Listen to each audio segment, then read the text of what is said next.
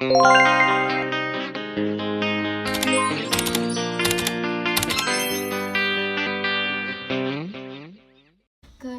regresi, dan kausalitas.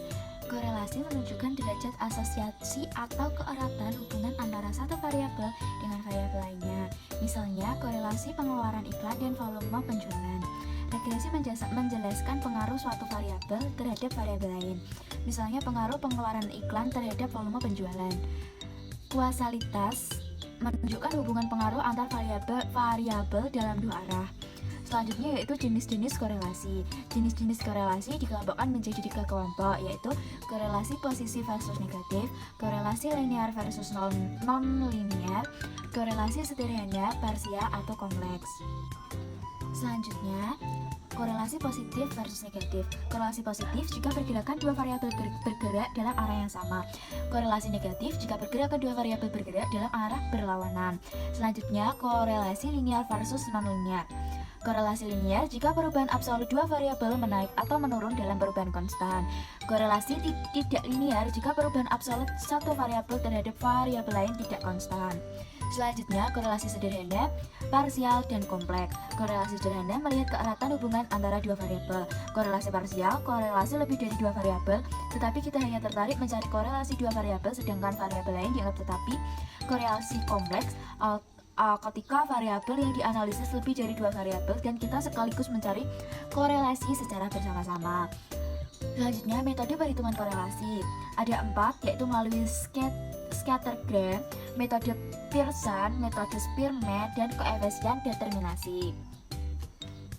Selanjutnya, Scattergram atau diagram pancar adalah sebuah plot data antara satu variabel dengan variabel lain yang memberi indikasi dan tidaknya korelasi antara dua variabel, tetapi tidak memberi angka numerik berdasarkan besarnya korelasi. Manfaat scattergram membantu kita melihat apakah terdapat hubungan antara dua variabel, kemudian membantu kita untuk menentukan bentuk hubungan antara dua variabel apakah linear atau non-linear.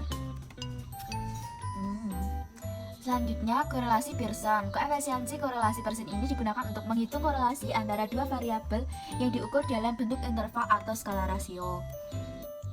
Selanjutnya, uji hipotesis korelasi. Uji statistika mengikuti distribusi T dengan DS sama dengan N-2. Formula ujinya yaitu T sama dengan RS akar dari N-2 per 1 min R kuadrat 5. Korelasi antara harga saham per lembar dan dividen yang diberikan pada contohnya sebesar 0,8939 dengan tingkat alfa sama dengan 5%. Apakah kita bisa menyimpulkan bahwa terdapat korelasi positif antara harga saham dan dividen? Selanjutnya yaitu regresi. Analisis regresi merupakan analisis hubungan antara satu variabel dan variabel lainnya. Jenis hubungan antar variabel. Variabel independen adalah variabel yang diestimasi atau diprediksi berdasarkan nilai variabel lain. Variabel independen merupakan variabel yang digunakan untuk prediksi. Misalnya variabel dependen. Ada dua jenis hubungan, yaitu hubungan positif jika kedua variabel bergerak dalam arah yang sama. Hubungan negatif jika kedua variabel bergerak dalam arah yang berbeda. Next, ini adalah kurvanya. Selanjutnya ada scattergram. Scattergram adalah langkah awal untuk menentukan bagaimana jenis hubungan antara variabel dependen dan independen. Selanjutnya yaitu metode least squares. Bentuk persamaan regresinya yaitu Y1 sama dengan B0 plus B1 X1 XI plus EI. Y itu variabel dependen, X variabel independen, EI variabel gangguan, B0 nilai konstanta atau intercept kemauan. B1 sama dengan nilai slope. Gak usah dibaca ya, capek saya. Ini contoh soalnya guys. Selanjutnya ada persamaan garis regresi dapat ditulis sebagai berikut. Ini jawabannya yang tadi. Kita baca materinya saja. Nilai prediksi penjualan dapat dicari dengan memasukkan nilai pengeluaran iklan di dalam persamaan regresi. Misalnya bila pengeluaran iklan 1000 juta, penjualan aktualnya 100 juta unit, sedangkan prediksinya Y sama dengan 5,0823 plus 0, Y sama dengan 5,0823 plus 0,0986 dalam kurung 1000 sama dengan 103,7189. Standard error of estimate. Nilai prediksi sempurna jarang terjadi.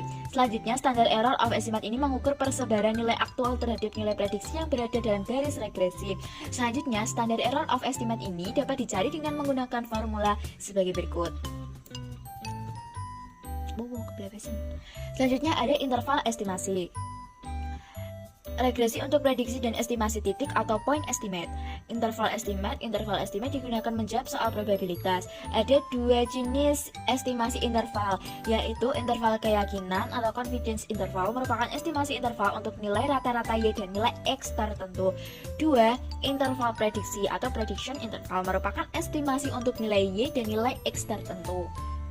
Selanjutnya, ada koefisien determinasi atau R kuadrat.